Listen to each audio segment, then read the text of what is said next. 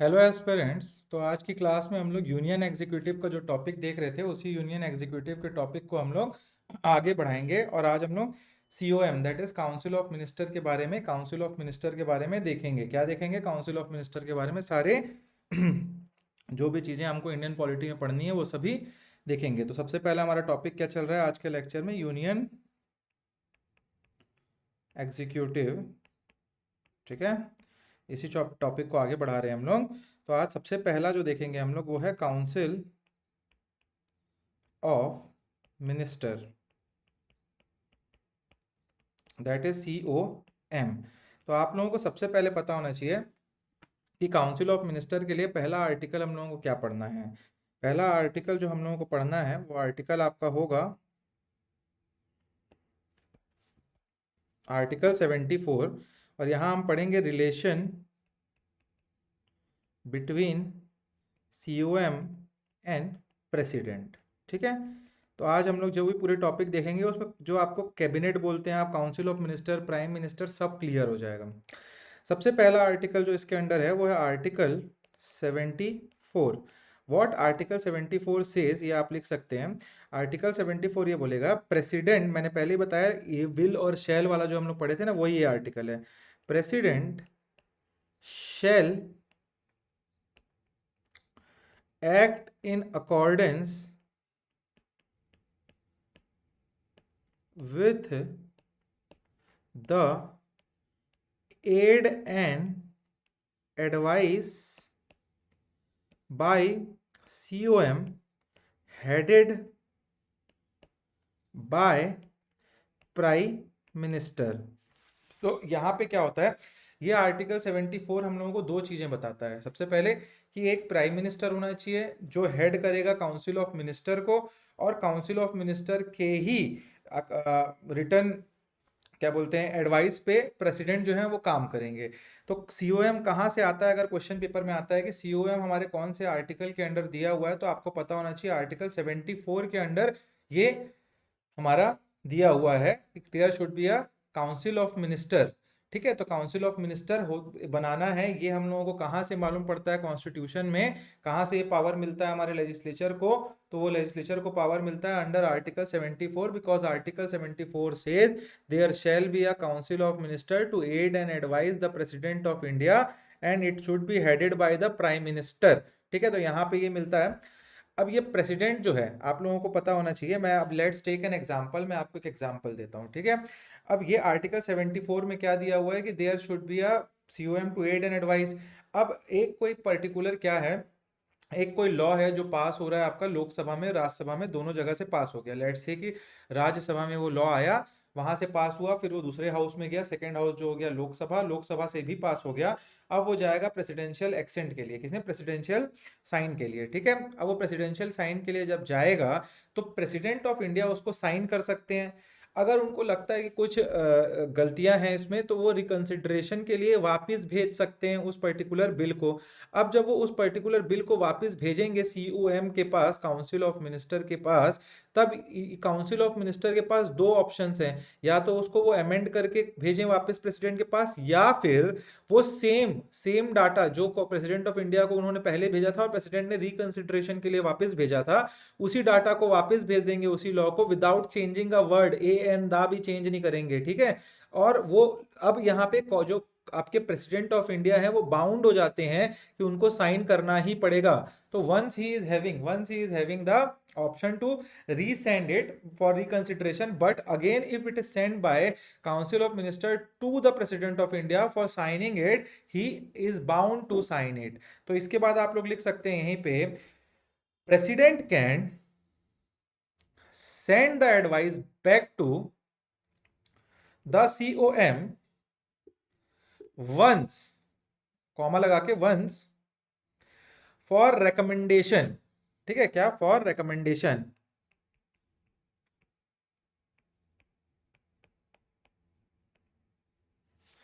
But even after the recommendation, even after the recommendation, the COM headed by prime minister sent back the same advice. again, comma, it becomes obligatory for the president, obligatory for the president to go with the advice. ठीक है, obligatory for the, मैंने बताया ना कि पहली बार में वो reconsideration के लिए भेज सकते हैं। अगर सेकेंड टाइम वही बिल को जो सीओएम है और प्राइम मिनिस्टर ने वापस उस बिल को सेम डाटा के साथ, सेम टेक्स्ट के साथ भेजा, विदाउट एडिटिंग इट और विदाउट चेंजिंग इट, तो ही इज ऑब्लिगेटरी, मतलब उनको अब ऑब्लिगेशन है। ऑब्लिगेशन का मतलब क्या हो जाता है कि he is bound to do it. ठीक है, तो अब ऑब्लिगेशन है, he has to do it. ठीक है, अब क्वेश्चन अराइज होता है कि can the court inquire about the advice tendered by COM to PM.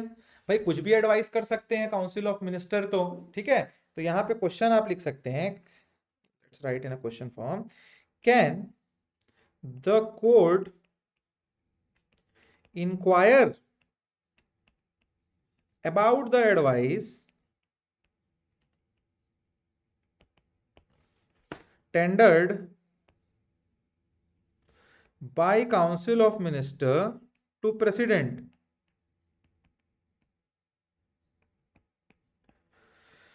तो under article 50 directive principle of state policy हम लोग पढ़ेंगे, तो under article 50 it is clearly mention there should be complete separation of power between executive and judiciary.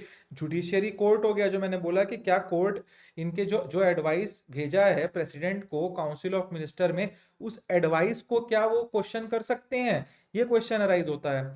क्यों भाई, ऐसा हो सकता है ना सीओएम अब भाई इमरजेंसी लगाने के लिए बोल दे, कुछ भी एडवाइस कर सकता है, तो वो एडवाइस हमेशा सही तो नहीं होगा सीओएम का। ठीक है, तो ये क्वेश्चन इसलिए अराइज हुआ, तो यहाँ पे क्लियरली ये हुआ कि डीपीएसपी में क्लियर है अंडर आर्टिकल 50 कि there should be complete separation of power, complete separation of power between executive and judiciary. तो ये जो आपका सीओएम का काम है, प्रेसिडेंट का काम, वो एग्जीक्यूटिव काम हो गया। अब ये जुडिशियरी इस पे नहीं आ सकता, तो court shall not inquire what advice was given to the president by COM, इसका आंसर होगा court shall never, so court shall not inquire what advice was given to president by COM, but there is one exception। ठीक है, ये तो generally हो गया, मगर एक एक्सेप्शन है। ये एक्सेप्शन क्या है, एक केस था, ये पढ़ लीजिए, मेंस के लिए अच्छा इंपॉर्टेंट चीज हो सकता है। एस आर बोमई केस 1994, 1994 में एक एस आर बोमई केस हुआ। इसमें सुप्रीम कोर्ट ने क्या बोला कि कोर्ट जो है वो एडवाइस को क्या कर सकता है, सीओएम का प्रेसिडेंट में जनरली पूछ नहीं सकता है, बट जब भी आर्टिकल 356 लगाया जाएगा, आर्टिकल 356 ऑफ द कॉन्स्टिट्यूशन को लगाया जाएगा, जो कि क्या होता है आपका इमरजेंसी प्रोविजन है, इमरजेंसी प्रोविजन है, तब कोर्ट के पास ऑप्शन है कि वो मटेरियल या डॉक्यूमेंट जिसको रिटर्न में किसने भेजा है, सीओएम ने भेजा है प्रेसिडेंट ऑफ इंडिया को इमरजेंसी लगाने के लिए अंडर आर्टिकल 356, उसको वो देख सकें। ठीक है, तो ये आपको पता होना चाहिए कि क्यों डिसीजन लिया गया था आर्टिकल 356 का, ये जुडिशियल रिव्यू के अंडर आता है, ये एसआर बुमई केस में बोला है, यही बस एक लौता एक्सेप्शन है। ठीक है, और अगर ये ग्राउंड जो है इमरजेंसी लगाने का वो गलत आता है, तो प्रेसिडेंट को कुछ नहीं होगा, बस उनके जो उन्होंने ये किया है, जो उन्होंने इमरजेंसी लगाई, उसको नल एंड वॉइड कर देंगे सी जुडिशियरी। ठीक है, और कुछ ज्यादा इस पे नहीं होगा। चलिए नेक्स्ट आर्टिकल की ओर जाते हैं हम लोग। नेक्स्ट आर्टिकल जो कि होगा आज का 1.2 हम लिख लेते हैं, दैट इज आर्टिकल 74 के बाद आता है आर्टिकल 75, और ये क्या है, अपॉइंटमेंट प्रोसीजर। ठीक है, अब यहां लिख लीजिए, PM shall be appointed by president of India. क्या होगा, PM shall be appointed by president of India. ठीक है, एंड सेकेंड पॉइंट में लिख लीजिए, other ministers are appointed by president but on the advice of prime minister. तो आपका पहला हो गया आर्टिकल 75 क्या बोलता है, जो प्राइम मिनिस्टर ऑफ इंडिया है उसको कौन अपॉइंट करेगा, तो उसको अपॉइंट करेगा प्रेसिडेंट ऑफ इंडिया। और जो और अदर जो मिनिस्टर हैं सीओएम में, जो और मिनिस्टर है प्राइम मिनिस्टर को छोड़ के, उनको भी प्रेसिडेंट ही करेंगे। But prime minister will give the advice to president किनको किनको उनको अपॉइंट करना है एज अ कैबिनेट या दूसरे मिनिस्टर। ठीक है, तो ये 2 पॉइंट हो गए आपके। इसके बाद आपका जो ये मिनिस्टर है सीओएम है, पहले क्या था, ये अनलिमिटेड थे। तो आज की डेट में अगर क्वेश्चन आता है कि कितने लोग बन सकते हैं COM, is there any criteria with respect to the maximum number of COM, अगर ये क्वेश्चन अराइज होता है, is there any criteria with respect to maximum number of council of minister, तो yes, after 91st amendment act 91st amendment act 91st constitutional amendment act, यहाँ पे हमारे parliament ने 15% का एक क्या रखा है, एक बार रखा हुआ है कि 15% of the total strength of जो लोकसभा है उससे ज्यादा का क्या नहीं हो सकते, मिनिस्टर नहीं हो सकते। ठीक है, तो 15% से ज्यादा का मिनिस्टर नहीं हो सकते लोकसभा के स्ट्रेंथ का। बट ये और यही सेम चीज आपके स्टेट लेजिस्लेचर में भी फॉलो की जाती है। सिर्फ एक ही एक्सेप्शन है, वो है दिल्ली में 10% रखा गया है इसको। तो लिख लीजिए इस चीज को, इस क्वेश्चन के नीचे लिखिएगा, since 91st constitutional amendment act maximum strength of maximum number of strength of minister can't go beyond 15%, कितना 15% of the total strength of the Lok Sabha, किसका, लोकसभा का, राज्यसभा नहीं, लोकसभा के टोटल स्ट्रेंथ का 15%। ठीक है, 15% उनके टोटल स्ट्रेंथ का। तो ये आपको पता होना चाहिए, इंक्लूडिंग द, इसके आगे और लिख लिए, इंक्लूडिंग द प्राइम मिनिस्टर, मतलब यही 15% के अंदर पीएम भी होते हैं और पूरा सीओएम भी रहता है। ठीक है, तो यही 15% के अंदर उनको बनाना है। और यही सेम चीज इसके साथ लिख लीजिए, this is also applicable to state legislature. ठीक है, तो यही सेम कंसेप्ट जो है 91st अमेंडमेंट एक्ट 15% का जो है वो स्टेट लेजिस्लेचर के लिए भी काम आएगा। अब एक एक्सेप्शन लिख लीजिए, क्या लिखेंगे आप, exception for the in the case of Delhi this strength can't be more than 10% of Delhi's legislative assembly। अगर दिल्ली का अलग से पूछेगा तो वहां सिर्फ 10% रखा गया है, क्योंकि 70 लोगों की बस असेंबली है वो, तो काफी ज्यादा लोग हो जाएंगे एक सीओएम में, इसके कारण। ठीक है, अब नेक्स्ट क्वेश्चन अराइज होता है, क्या क्वेश्चन अराइज होता है, इज अपॉइंटिंग, क्वेश्चन लिख सकते हैं आप, is appointing PM and the COM the discretionary power of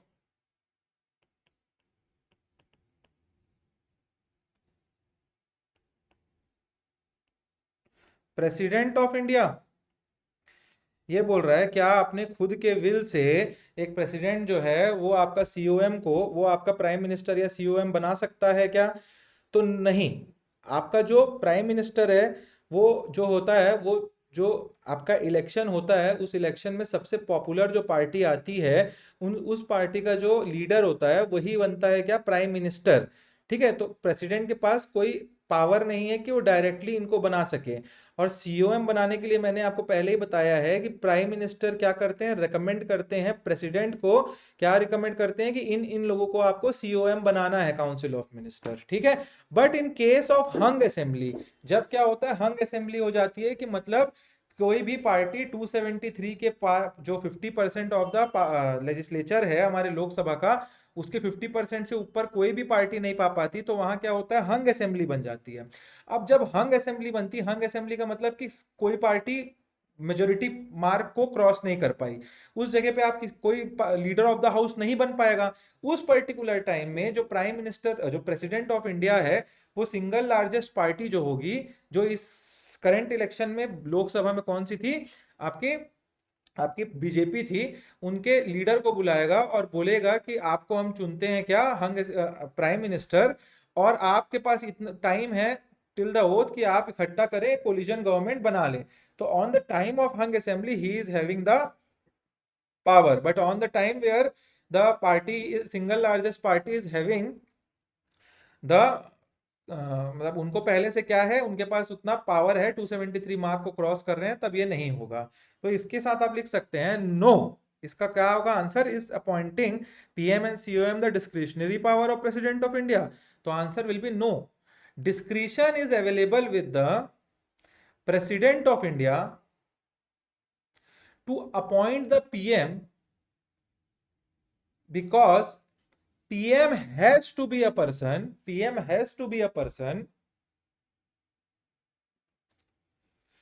who enjoys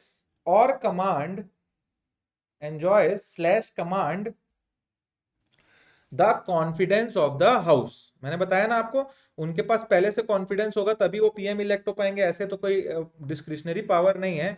अब इसमें क्या बोलते हैं, आपको कॉन्फिडेंस का मतलब क्या हो गया? 50% plus 1 member of the house. तो 545 मेंबर है टोटल हमारे पास, तो कितना हो जाएगा? 272 प्लस 1 273 का मार्क जो भी क्रॉस करेगा उसको क्या बोलेंगे हम? ही is having the confidence of the house and he enjoys the command of the house. ठीक है। अब इसमें एक एक्सेप्शन है, एक्सेप्शन आप लिख सकते हैं। एक्सेप्शन क्या होगा आपका? एक्सेप्शन होगा कि प्रेसिडेंट गेट्स डिस्क्रिशन, जो हंग असेंबली मैंने बताया, in case of hung assembly. ठीक है। A situation where single largest party doesn't commands a clear majority. ठीक है। चलिए, अब नेक्स्ट हमारा आ जाएगा प्राइम मिनिस्टर के बारे में। हम देखेंगे किसके बारे में? Prime minister. तो पहला आ जाएगा इसमें क्या? सबसे पहला ओथ। ओथ। तो who administer oath to the prime minister of India?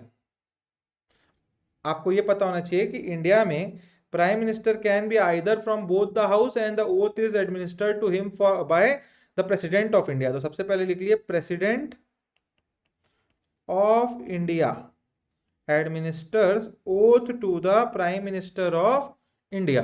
ठीक है। देन जो इंडिया में जो पीएम होते हैं वो कौन से हाउस से हो सकते हैं? इंडिया में पीएम जो है वो कोई भी हाउस से हो सकते हैं, आइदर फ्रॉम लोकसभा हो सकते हैं या फिर राज्यसभा से भी हो सकते हैं। ठीक है। तो यहाँ कोई हम लोग के में कोई बार नहीं है कि आपको लोकसभा से ही प्राइम मिनिस्टर बनाना है कि राज्यसभा से। जैसे कि मनमोहन सिंह जी के टाइम पे पहली बार जब मनमोहन सिंह जी बने थे प्राइम मिनिस्टर, तो वो राज्यसभा से ही लाए गए थे। पहली बात तो वो कोई उस टाइम मिनिस्टर ही नहीं थे। ठीक है। ना ही वो मेंबर ऑफ पार्लियामेंट थे।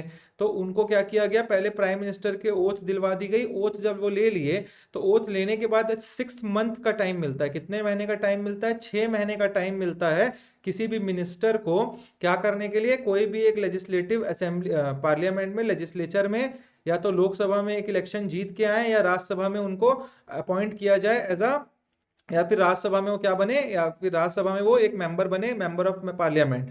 तो यहाँ पे आपको ये पता होना चाहिए कि जो मनमोहन सिंह जी थे वो राज्यसभा से ही आए थे। तो इट इज द एग्जांपल कि it can be in India prime minister can B from both the house, either from Lok Sabha और ईदर फ्रॉम राज्यसभा। ठीक है। तो ये आपको चीज पता होनी चाहिए। जैसे ब्रिटेन में सिर्फ और सिर्फ वो लोअर हाउस से आ सकते हैं, तो इंडिया में वो नहीं है, कंफ्यूज नहीं होना है। ठीक है। अब आपको मैं बोलता हूं कि क्या आप जैसे अभी क्लास में पढ़ रहे हैं, तो क्या आप बिना इलेक्शन लड़े, बिना इलेक्शन जीते आप क्या बन सकते हैं? मिनिस्टर बन सकते हैं या प्रधानमंत्री इस देश के? सोच के देखिए जो मैं बोल रहा हूँ, क्या इज इट डुएबल? क्या आप जो है क्लास के उधर बैठ के देख रहे हैं या मैं यहाँ पे देख रहा हूँ, क्या हम मिनिस्टर बन सकते हैं स्टेट लेजिस्लेचर में, या हम लोग जाके प्राइम मिनिस्टर बन सकते हैं? तो जी हाँ, ये अलाउड है हमारे कॉन्स्टिट्यूशन में। हमारे कॉन्स्टिट्यूशन में एक नॉर्म है कि कोई भी आदमी जो सिटीजन ऑफ इंडिया है उसको आप प्राइम, और जो एलिजिबल है लोकसभा या राज्यसभा में आने के लिए या स्टेट लेजिस्लेचर में आने के लिए, वो आदमी को आप CM, PM, minister, cabinet minister कुछ भी बना सकते हैं। बट एक ही बस इसमें एक्सेप्ट एक ही आपका बैरियर है कि वो 6 मंथ के लिए बनाया जा सकता है विदाउट इलेक्टिंग। 6 महीने के अंदर वो 6 मंथ्स के अंदर उनको कहीं ना कहीं इलेक्ट होके या तो लोकसभा में, राज्यसभा में आना पड़ेगा, सेंट्रल गवर्नमेंट में है, या स्टेट गवर्नमेंट में है तो स्टेट लेजिस्लेटिव असेंबली में आना पड़ेगा, या स्टेट लेजिस्लेटिव काउंसिल में उनको आना पड़ेगा इलेक्ट होके। ठीक है, तो देर आप भी बिल्कुल बन सकते हैं। आपको बस प्राइम जो भी है प्राइम मिनिस्टर के पहचान हो आपका और आप बहुत यूजफुल लगे उस स्टेट या कंट्री के लिए, तो आपको भी बनाया जा सकता है। तो आप क्या बोल सकते हैं, yes in India a person can be a minister for 6 consecutive months even without becoming a member of parliament or legislative assembly। Second question arise होता है, does it apply to prime minister और chief minister? Yes, you can also become prime minister और chief minister भी without being elected, जैसे कि मनमोहन सिंह जी बने थे और बाद में उनको राज्यसभा से एमपी बनाया गया था। ठीक है, चलिए अब इसके बाद हम लोग 2.2 पढ़ देते हैं। अब क्या पढ़ेंगे हम लोग, सैलरी, एमोल्यूमेंट एंड अलाउंसेस। ठीक है, अब इसमें हम लोग देखेंगे कि who determines the salary, who determines the salary। तो आपको पता होना चाहिए कि प्राइम मिनिस्टर और सीओएम की सैलरी पार्लियामेंट डिसाइड करती है, पार्लियामेंट डिसाइड करती है। डायरेक्ट प्रीलिम्स में क्वेश्चन पूछ सकता है फ्रॉम टाइम टू टाइम, बार बार अमेंड करते रहते हैं। अभी अभी पार्लियामेंट में फिलहाल हाल फिलहाल में न्यूज़ में था कि उनकी सैलरी बढ़ाई गई है। ठीक है, 23% ऐसा कुछ न्यूज़ में था। तो कौन डिसाइड करता है, पार्लियामेंट डिसाइड करती है। ठीक है, सेकंड क्वेश्चन राइज होता है, where does the money to pay, कहां से आएगा पैसा भाई, ये भी तो एक क्वेश्चन है ना बहुत बड़ा। मनी टू पे द सैलरी कम्स फ्रॉम। ठीक है, द सैलरी कहां से आता है ये पैसा। तो ये जो पैसा है आपका, पहले सिमिलरली जैसे प्रेसिडेंट ऑफ इंडिया का मैंने बताया था आप लोग को, it was charged upon the consolidate fund of India, but after 1952 में जो हमारी पार्लियामेंट है उन्होंने the salary and the allowances act एक लाया था। मैं लिखाऊंगा इसका नोट्स, पहले समझ लीजिए। The salary and the allowances act 1952 में लाया था। अब उसके अंडर अभी एक और अमेंडमेंट हुआ है, the salaries and the allowances act 2020। अब इसी के तहत इनको अलाउंसेस दिए जाते हैं, सैलरी दी जाती है। तो पहले वो charge upon the consolidate fund of India था, जो कि मैंने चार्ज का मतलब क्या बताया था, it is necessarily put on the consolidate fund of India. उसको कोई हैम्पर नहीं कर सकता था, कहीं कोई वो नहीं था, उसमें कोई कुछ नहीं कर सकता था। But now the salary of prime minister and the COM is from the salaries and the allowances act 2020 the ordinance which has been passed। तो आप लिख सकते हैं where does the money pay to pay the salary comes from। तो पहले आप लिख लिए, ब्रैकेट में लिख लिए similar to the president of India। पूरा सिनेरियो याद करने के लिए लिख लीजिए, similar to president of India voted upon consolidated fund of India। उसके बाद लिखिए parliament exercising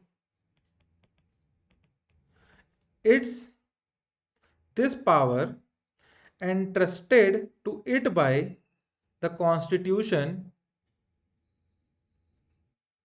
enacted the salary and the allowances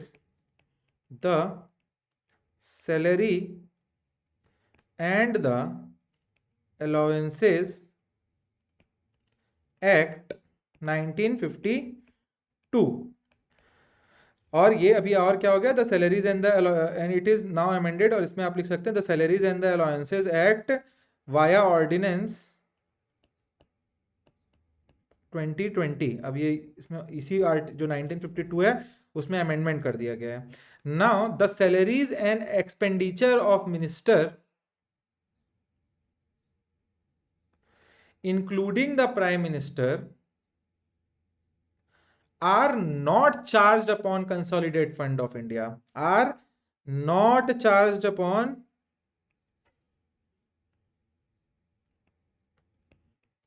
consolidated fund of India। ठीक है, और they do not lie in the category of non votable expenditure। तो अब ये जो ऑर्डिनेंस लाया गया है, पहले यहां तक जब तक 1952 वाला एक्ट था तब तक वो सिमिलर टू प्रेसिडेंट था। क्या था कि वो सीधा charge upon the consolidate fund of India था। बट अभी जब ऑर्डिनेंस ला दिया गया है तो क्या हो गया, अब it is not charge upon the consolidate fund of India. अच्छे से याद रखिएगा, कंफ्यूज मत होइएगा। अब जो है वो क्या हो गया है, अब ये जो है दे आर नॉट, जो कंसोलिडेट फंड ऑफ इंडिया होता है उसमें they are non votable expenditure. बस एक्सपेंडिचर को पास कर दिया जाता है, वो वोट के लिए नहीं होता है, ठीक है।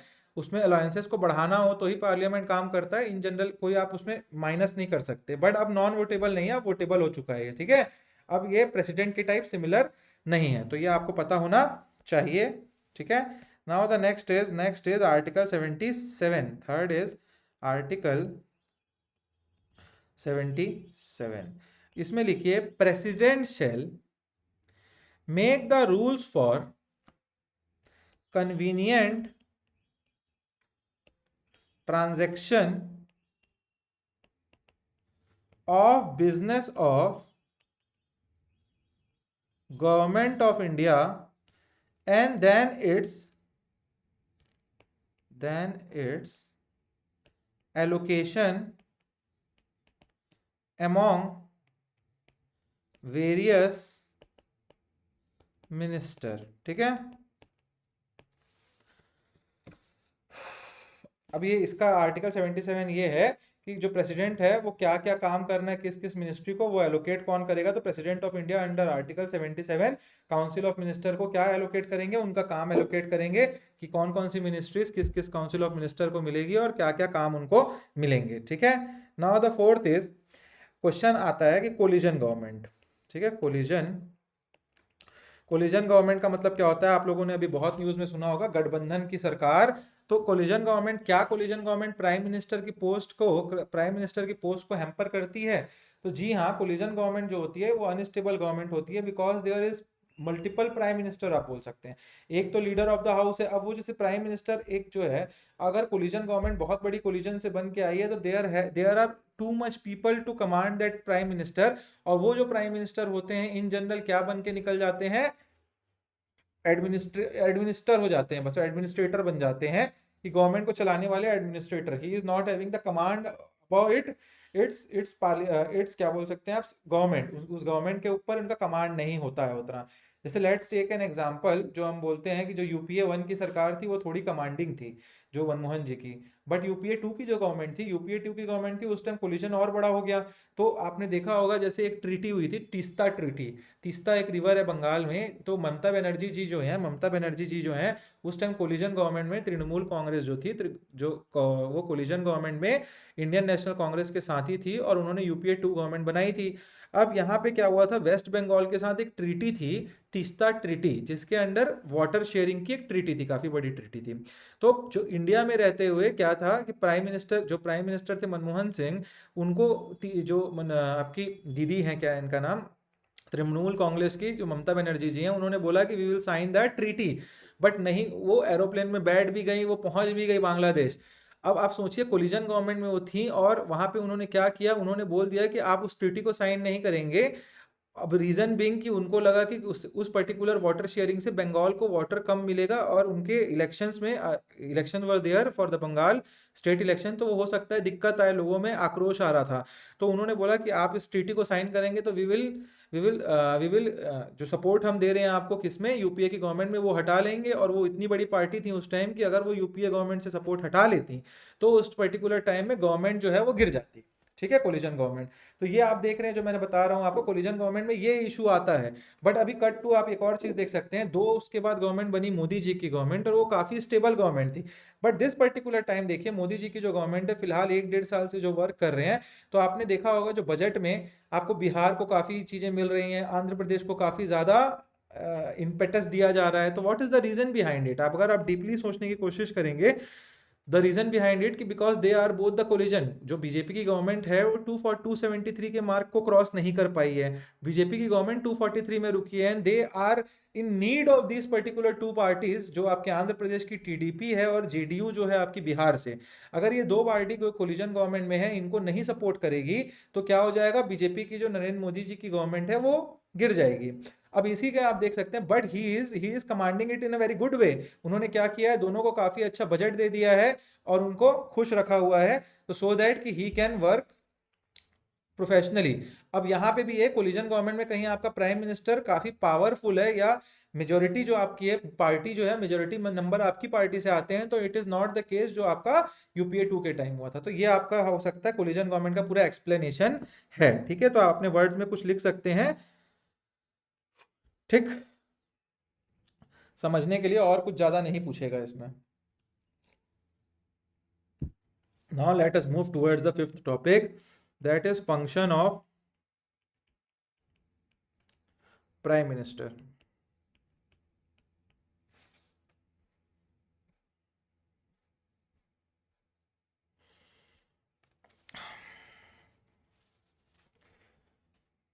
तो अब इनका फंक्शन हम लोग अलग अलग पढ़ेंगे। पहला पढ़ते हैं in relation to council of minister. ठीक है, in relation to council of ministers. तो सबसे पहला हो गया, पॉइंट लिखते जाइए और उसके साथ मैं समझाते जाऊंगा, एक साथ लिखाऊंगा तो बहुत बड़ा हो जाएगा फिर। ठीक है, बहुत ज्यादा इसमें कंटेंट है। पहला पॉइंट है, recommend the person who can be appointed as minister by the president. तो पहला काम क्या हो गया सीओ प्राइम मिनिस्टर का विद रिस्पेक्ट टू सीओएम, कि वो जो है कौन कौन लोगों को मिनिस्टर बनाना है, वो प्रेसिडेंट को कौन बताता है, प्राइम मिनिस्टर बताता है। सेकंड पॉइंट लिखिए, allocates and then in the future question comma even reshuffles the portfolio of the minister. इसका मतलब है कि एक तो वो रिकमेंड कर सकते हैं किसको, प्राइम मिनिस्टर को, किसको मिनिस्टर बनाना है, उनका नाम।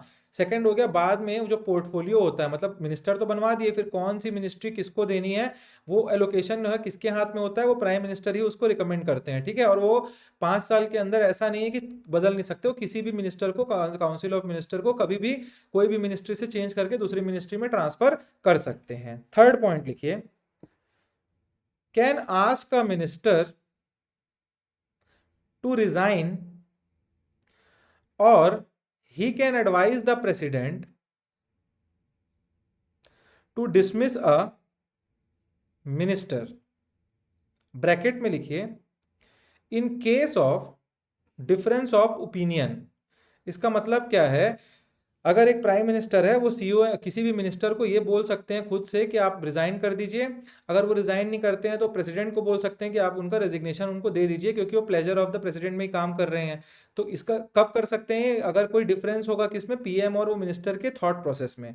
आप लीडर ऑफ द हाउस हैं तो आपको ऐसा लगता है तो यू कैन डू दैट। ये प्राइम मिनिस्टर के पास एक और पावर है।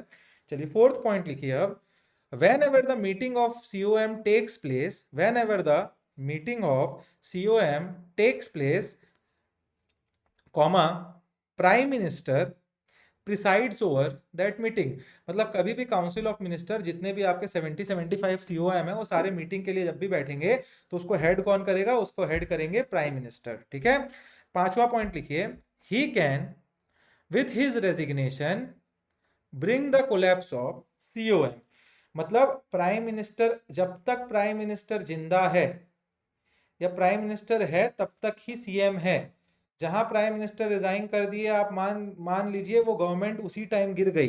जैसे अभी का केस लेते हैं, अगर प्राइम मिनिस्टर हमारे मोदी जी हैं और प्राइम मिनिस्टर मोदी जी कल रिजाइन कर देते हैं, तो आप मान के चलिए कल ही पूरी गवर्नमेंट गिर जाएगी, कोई गवर्नमेंट नहीं होगी बीजेपी की। ऐसा नहीं है कि होम मिनिस्टर क्या बन जाएंगे, गवर्नमेंट के हेड, ऐसा नहीं होता। वो बात की बात है, फिर से वो प्रेसिडेंट को उनको प्रूव करना पड़ेगा मेजोरिटी।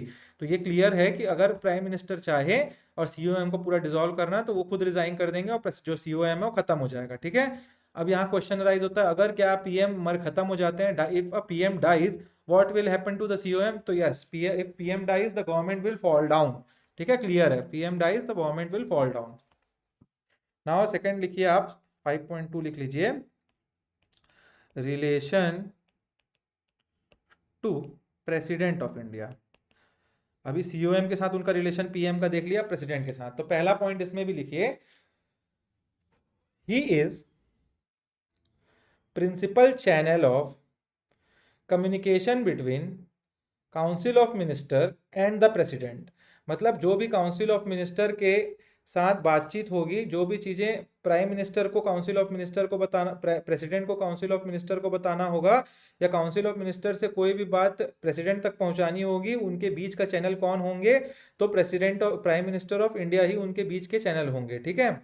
ही, सेकेंड पॉइंट लिखिए, he communicates to all the decision of the Council of Minister to the President with respect to the advice of the Union and the proposal of legislature. He has to furnish such info as the President may demand for under Article 78. तो मैंने क्या बोला, he communicates its all the decision of the COM to the president, मतलब जो भी meeting में बात हो रही है, जो भी चीजें पास करनी है, जो भी नया लॉ बनाना है, उन सब चीजों को प्रेसिडेंट को बताने का किसके पास है काम, तो वो है आपका प्राइम मिनिस्टर के पास वो काम, ठीक है। With respect to the advice of the union and the proposal of legislature, he has to furbish such info. Article 78 में ये बोला गया है कि president has the power, president को हर चीजें बताई जाएंगी, जो भी COM का काम होगा, और उनको कौन बताएगा, वो कन्वे करेगा मैसेज, तो वो पूरा प्राइम मिनिस्टर ऑफ इंडिया करेंगे, ठीक है। थर्ड पॉइंट लिखिए, if president wants the consideration on any matter on which decision have been taken by the ministry but it has not been yet considered by the council, ठीक है, ये अभी समझाया वही है। चौथा पॉइंट लिखिए, he also advises the president with regard to the appointment of Attorney General of India, comma, CAG, comma, chairman and member of UPSC, comma, election commissioner and finance commissioner, ठीक है। इसका मतलब कि जितने भी आपके कैग हो गया, ठीक है, इलेक्शन कमिश्नर हो गए, यूपीएससी के चेयरमैन हो गए, ठीक है, इसके बाद और क्या हो गया, फाइनेंस कमिश्नर हो गए, ये सब का रिकमेंडेशन कौन करता है, प्राइम मिनिस्टर ही रिकमेंड करते हैं, किसको, एडवाइस करते हैं प्रेसिडेंट को, सॉरी रिकमेंड नहीं करते, एडवाइस करते हैं किसको, प्रेसिडेंट ऑफ इंडिया को, इन सबको अपॉइंट करने के लिए, और ये सारे प्लेजर ऑफ द प्रेसिडेंट में रहते हैं, ठीक है। Next is his relation in relation to parliament, relation to parliament. तो पहला पॉइंट इसमें लिखिए, entire function slash power, function slash power perform by the president of India with respect to Indian parliament are advise to him by prime minister. मतलब कोई भी काम, जैसे प्रेसिडेंट आते हैं और गवर्नमेंट का हर साल एक बार क्या पढ़ते हैं, बजट के पहले गवर्नमेंट का बजट को वो करते हैं, पूरा ईयरली समरी पढ़ते हैं, वो सारी चीजें जो भी प्रेसिडेंट ऑफ इंडिया पार्लियामेंट के अंदर कुछ भी चीजें करते हैं, वो किसके एडवाइस में करते हैं, किसके एडवाइस में, he is advised bye prime minister of India. तो इन रेस्पेक्ट टू पार्लियामेंट सबसे पहला ये हो गया, ठीक है, कि जो प्रेसिडेंट है कभी भी पार्लियामेंट को कोई भी स्पीच देते हैं, कुछ भी चीज़ें वहाँ पे देते हैं, क्योंकि जो स्पीच देते हैं आपके पार्लियामेंट के अंदर प्रेसिडेंट ऑफ इंडिया, वो स्पीच के बाद क्या होता है, वोटिंग होती है। अगर वो वोटिंग के टाइम जो अगर वो स्पीच पास नहीं होती है तो गवर्नमेंट क्या है, गिर सकती है, गवर्नमेंट गिर जाएगी अगर वो स्पीच फेल हो जाएगी, क्योंकि वो स्पीच जो देते हैं president of India before the budget in the starting of year, वो जो स्पीच होती है पूरी गवर्नमेंट की ही काम होती है, साल भर के क्या क्या गवर्नमेंट ने हमारे अचीव किया है। तो indirectly president is saying everything which has been done by that particular time that government, और अगर वो गवर्नमेंट के काम पसंद नहीं आए हैं उस पर्टिकुलर लेजिस्लेचर को, तो वो वोट दे के पास नहीं करेंगे उसको, और वो इट कैन इनडायरेक्टली वो move to fall of the government, ठीक है। तो इसीलिए एडवाइस करते हैं पीएम उनको क्या बोलना है। He also announces the, second point, he also announces the government policy on the floor of the house. तो गवर्नमेंट की जो मेजर पॉलिसीज होती हैं उसको फ्लोर ऑफ द हाउस में कौन रखता है, तो प्राइम मिनिस्टर ऑफ इंडिया, ठीक है। अदर फंक्शन करके लिख लीजिए आप एक, अदर फंक्शंस, क्या, other function of prime minister. तो और क्या क्या काम होता है हमारे प्राइम मिनिस्टर ऑफ इंडिया के पास, तो first of all he is the chairman of NITI Aayog, लिखते जाइए, नीति आयोग के चेयरमैन है। Inter state inter state council के हेड होते हैं ये, ठीक है। नेशनल वाटर कमीशन के हेड होते हैं काउंसिल के। नेशनल इंटीग्रेशन काउंसिल के हेड होते हैं चेयरमैन, नेशनल सबके चेयरमैन है, ठीक है। तो ये आपको पता होना चाहिए, क्वेश्चन में कभी भी आएगा प्रीलिम्स में। तो ये सारे के सारे कमिटीज के चेयरमैन कौन होता है? Prime minister of India. और वो बहुत अच्छा रोल एक प्ले करते हैं किसमें? उनका बहुत एक ह्यूज रोल रहता है फॉरेन अफेयर्स में, ठीक है, huge roll on foreign affairs.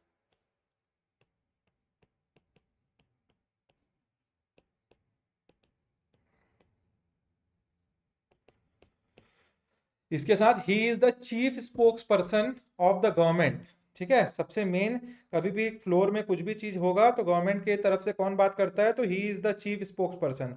He is the, देखें आपको याद होगा 2 साल 3 साल पहले जब नो कॉन्फिडेंस मोशन आया था तो मोदी जी ने 3 घंटे की एक स्पीच दी थी पूरे गवर्नमेंट के बाद, उनकी जो रिप्लाई था गवर्नमेंट का उन्होंने मोदी जी ने दिया था। तो कौन हो गया? ही is the chief spokes person, ठीक है, चीफ नहीं, chief spokes person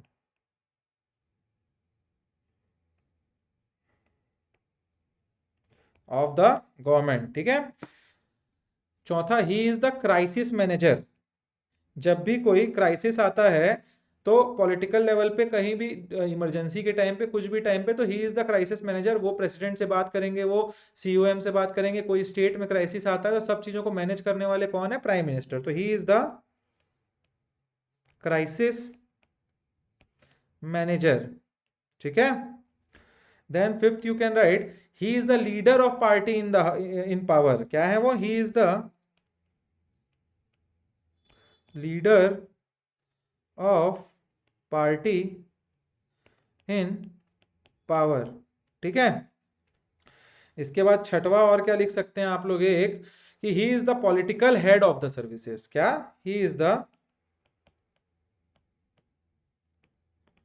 political head of services, ठीक है।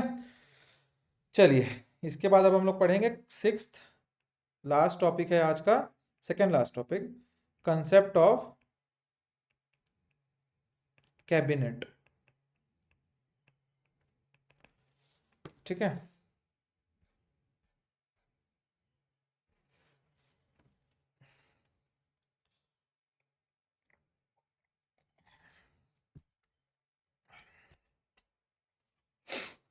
चलिए,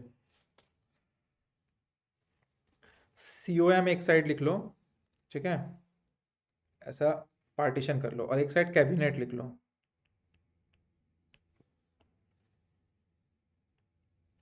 ठीक, ये हो गया हमारा। सबसे पहला पॉइंट आप क्या लिखेंगे? जो सीओएम होता है, council of minister, it is a wider body. आपको मैं पूरा समझाता हूँ, यहाँ पे एकदम क्लियर हो जाएगा। वाइडर बॉडी होती है, मतलब यहाँ पे 15% जो टोटल लोग होते हैं, दैट इज 60 to 70 मिनिमम लोगों को रखते हैं इन लोग। कैबिनेट एक छोटी बॉडी होती है, बहुत क्लोज बॉडी होती है, जो डेली मिलती है, हमेशा मिलती रहती है डे टू डे में टास्क के लिए, ठीक है। तो यहाँ पे 1 में क्या होगा? It is a smaller body, दोनों एक दूसरे के ही पार्ट हैं बॉडी, 10 to 15 मेंबर, ठीक है। ये होता है कैबिनेट। अभी कैबिनेट में कौन हो गया? Prime minister of India, home minister of India, security Rajnath Singh, Amit Shah ji, Narendra Modi, Nirmala Sitharaman, Nitin Gadkari, ये सब कैबिनेट मिनिस्टर हैं, ठीक है। और ये जो एक्स्ट्रा हैं पूरे के पूरे, वो सारे सीओएम आते हैं, 50-60 लोग जो होते हैं। सेकंड, सीओएम जो होता है, it includes all the cabinet minister, minister of state and deputy minister. देखिए ऐसा होता है, ये आपको बता रहा हूँ, ये जो होता है सेंटर होता है, ये कैबिनेट मिनिस्टर होते हैं, ठीक है। इसके बाद उसके ऊपर क्या होते हैं? ये हो गए आपके मिनिस्टर ऑफ स्टेट, ठीक है। इसके बाद यहाँ हो गए आपके डेप्यूटी मिनिस्टर, ठीक है। और ये आपका पूरा का पूरा, इसको ऐसा ये बोला जाता है, ये हो गया आपका सीओएम, ठीक है। तो ये जो कैबिनेट है, ये सबसे, ये सब के सब जो है किसके अंडर आ रहे हैं? सीओएम के अंडर ही डिप्टी आपका क्या आ रहा है? डेप्यूटी मिनिस्टर आ रहे हैं, मिनिस्टर ऑफ स्टेट आ रहे हैं, कैबिनेट मिनिस्टर। तो कैबिनेट मिनिस्टर जो होते हैं वो सबसे इंपॉर्टेंट होते हैं इन सब में। प्राइम मिनिस्टर, होम मिनिस्टर, और जो मेजर मिनिस्ट्री होती है, डे टू डे में मिलते हैं, ये हो गए आपके कैबिनेट मिनिस्टर, ठीक है। इसके बाद मिनिस्टर ऑफ स्टेट होते हैं। मिनिस्टर ऑफ स्टेट कोई कैबिनेट मिनिस्टर के अंदर भी हो सकते हैं, और मिनिस्टर ऑफ स्टेट को इंडिपेंडेंट चार्ज भी दिया जाता है। Minister of state independent charge होते हैं, उनको इंडिपेंडेंट चार्ज जब बोला जाता है तो वो अलग से उनको मिनिस्ट्री दी जाती है, वो हेड करते हैं as a minister of that particular ministry, but वो कैबिनेट में नहीं होते हैं बस, ठीक है, कैबिनेट के अंदर नहीं होते हैं। अब जो और एमओएस जो होते हैं वो कैबिनेट जो मिनिस्टर होते हैं उन्हीं के अंडर ही काम करते हैं। ये जो कैबिनेट मिनिस्टर है वही उनको डिवॉल्व करते हैं अलग अलग काम करने के लिए। और ये एमओएस के नीचे और होते हैं डिप्टी मिनिस्टर, वो और क्या है, मिनिस्टर ऑफ स्टेट को हेल्प करने के लिए होते हैं डिप्यूटी मिनिस्टर। और ये सब के सब तीनों मिलके क्या बनते हैं, सीओएम, जो होता है आपका कैबिनेट मिनिस्ट्री हम बोलते हैं, ठीक है, पूरा आपका काउंसिल ऑफ मिनिस्टर। तो ये आपको समझ आ गया होगा पूरा अभी बॉडी। अब यहां पे क्या लिखेंगे आप सेकंड में, include only the cabinet minister, thus cabinet is part of COM, यहां लिख लीजिएगा, ठीक है। थर्ड क्या हो गया, डू नॉट मीट कलेक्टिवली, ये सब अलग अलग अपनी मिनिस्ट्री। अब मिनिस्टर ऑफ स्टेट कोई होम मिनिस्टर के अंदर है तो वो होम मिनिस्टर के साथ बस मिलेगा, वो पूरे सीओएम कभी नहीं मीट, बहुत रेयर ही बैठक होती है, कभी नहीं होती इनकी, ठीक है। डू नॉट मीट कलेक्टिवली, वो अपने अपने मिनिस्ट्री के अंदर मिलेंगे इन लोग, ठीक है। और ये इसमें क्या लिखेंगे आप, मीट फ्रिक्वेंटली, हर वीक हर टाइम कोई भी डिसीजन देश में होता है तो ये कैबिनेट ही बैठ के लेती है, meet frequently to take decision, ठीक है, ऑन इंपॉर्टेंट मैटर, ये हमेशा मिलते रहते हैं। चौथा पॉइंट आपका सीओएम में क्या लिख सकते हैं, no real power, no real power, क्योंकि ये मिनिस्टर के अंदर काम करते हैं और ये मिनिस्टर के अंदर जनरली काम करते हैं सीओएम पूरा का पूरा लोग, ठीक है। और ये जो है एक्चुअली फोर्थ आप लिख सकते हैं, practically exercise all the power,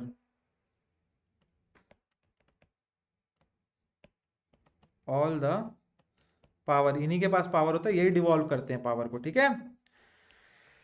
पांचवा, सीओएम का फंक्शन कौन डिटरमाइन करता है, तो it is the function of COM is determined by cabinet, लिख लीजिएगा, the function of COM is determined by cabinet. Fifth point हो गया। पांचवा पॉइंट यहाँ क्या हो गया, इट, ये यहाँ पे आप बोल सकते हैं, it decides the function which are to be allocated to CM, यहाँ पे function are determined by cabinet. अब यहाँ पे सीओएम का क्या काम है, वो डिटरमाइन कौन करता है, कैबिनेट। तो सेम चीज यहाँ वाइस वर्सा में लिखवा रहा हूँ आपको, ठीक है।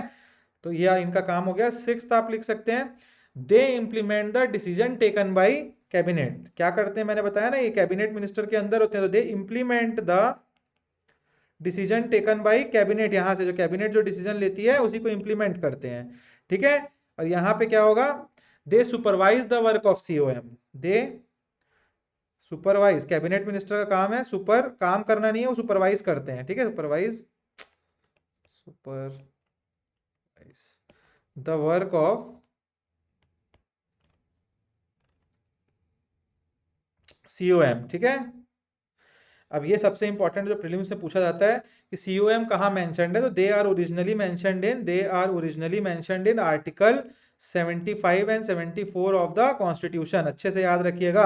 और कैबिनेट वर्ड हमारे कॉन्स्टिट्यूशन में पहले नहीं हुआ करता था, कैबिनेट वर्ड हमारे कॉन्स्टिट्यूशन में पहले नहीं हुआ करता था, और कैबिनेट वर्ड को ऐड किया गया है, the cabinet, term cabinet, the मत लिखिए, term cabinet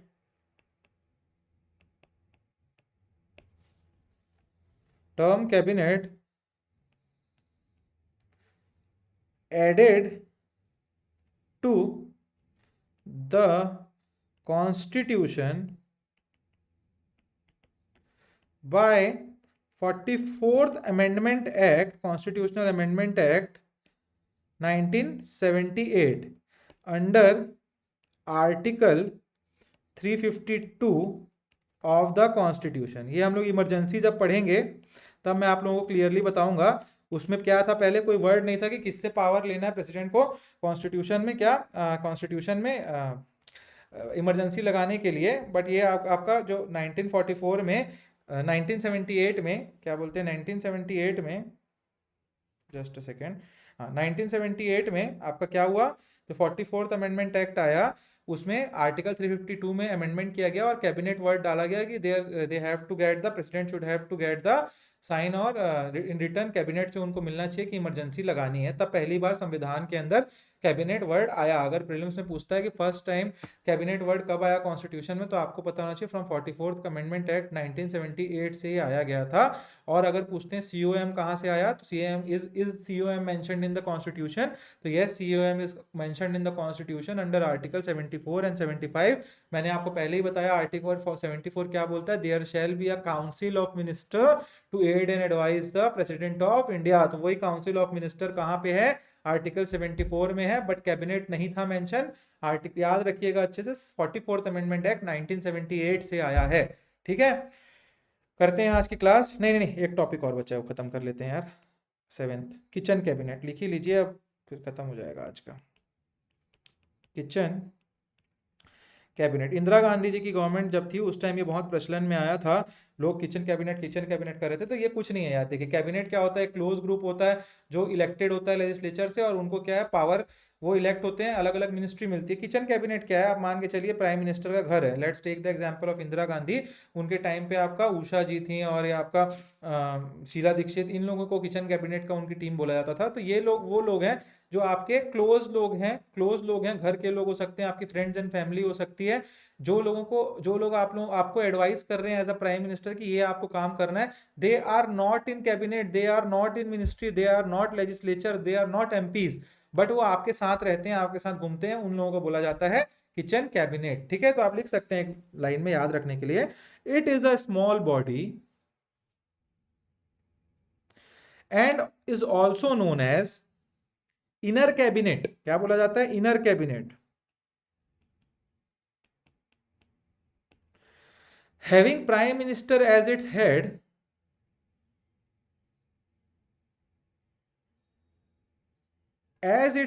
is responsible for the highest decision making in the formal sense. It is not mentioned in constitution, clear लिख लीजिए। Also it is an extra constitutional body।